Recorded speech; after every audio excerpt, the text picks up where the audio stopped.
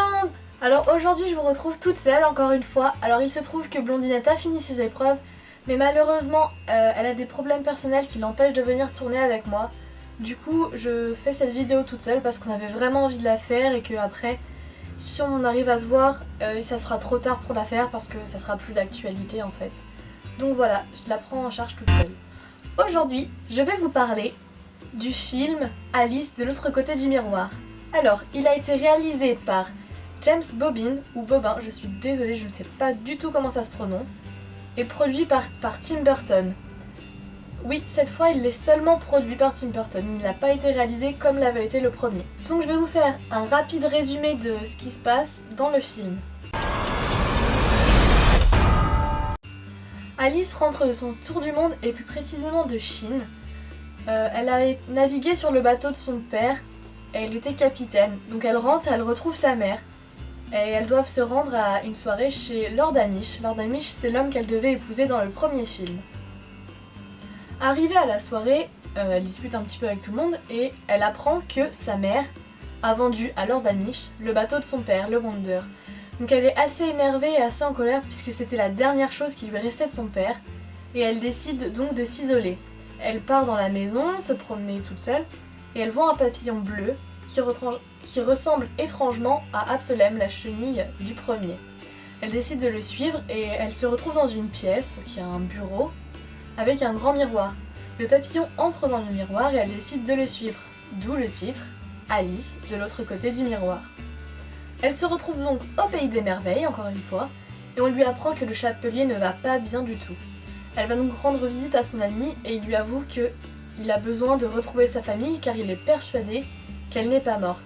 Alors il faut savoir que dans le premier, on voit la famille du chapelier disparaître.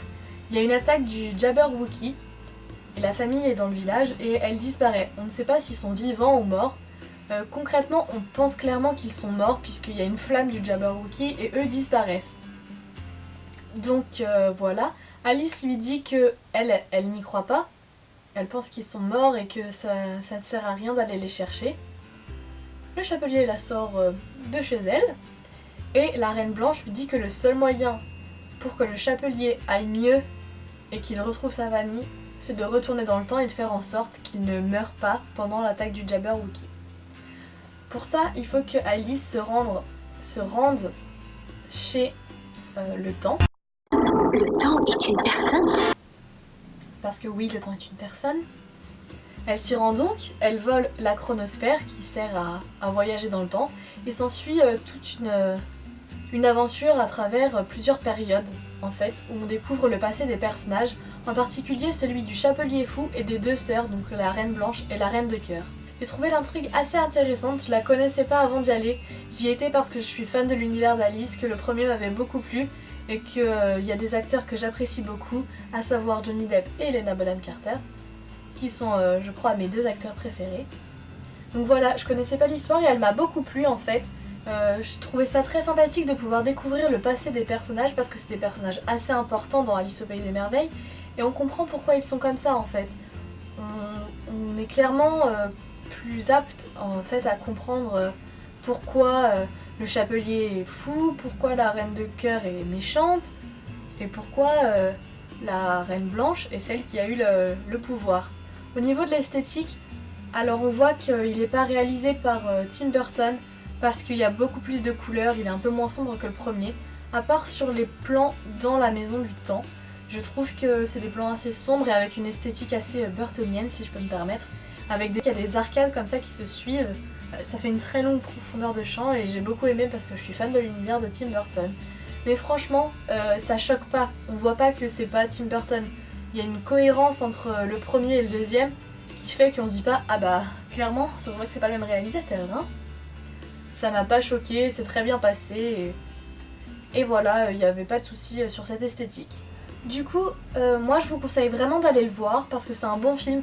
Je sais qu'il est encore dans certains cinémas, si vous n'avez pas l'occasion de le voir au cinéma, il va falloir attendre qu'il sorte en DVD, mais franchement ça vaut le coup.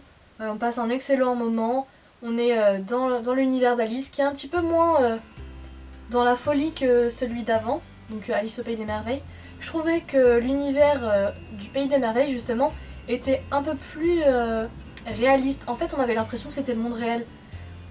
Peut-être parce qu'Alice a l'habitude maintenant d'aller au Pays des Merveilles, mais j'ai trouvé que c'était plus fluide entre la réalité et le Pays des Merveilles.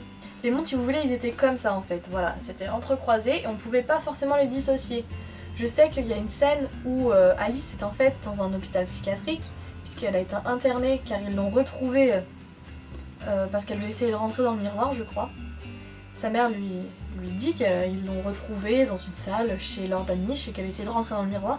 Et en fait, cette scène dans l'hôpital psychiatrique, eh ben, elle arrive pas comme ça, genre boum, attention, on est dans un hôpital psychiatrique, on n'est plus du tout au Pays des Merveilles. Franchement, j'ai trouvé que cette scène, elle collait dans l'histoire, elle choquait pas, on se demandait pas mais qu'est-ce qu'elle fout là cette scène, pourquoi on arrive ici. C'était fluide, c'était cohérent, et du coup on passe vraiment un bon moment, on se rend pas compte que le film passe. Et moi j'ai beaucoup aimé, donc mon seul conseil c'est d'aller le voir. Par contre, mon petit regret ça a été que la musique de fin, en fait c'est une musique assez pop, puisque c'est une musique de Pink si je me trompe pas. Mais j'ai trouvé que ça collait pas forcément à l'univers du film, et c'est vraiment dommage. Je pense que ça aurait mérité que ça soit une musique de Danny Elfman qui fait les autres musiques en fait. Voilà, cette vidéo est terminée, j'espère qu'elle vous aura plu. N'hésitez pas à me dire si ça vous a plu, à laisser un pouce en l'air si vous avez aimé.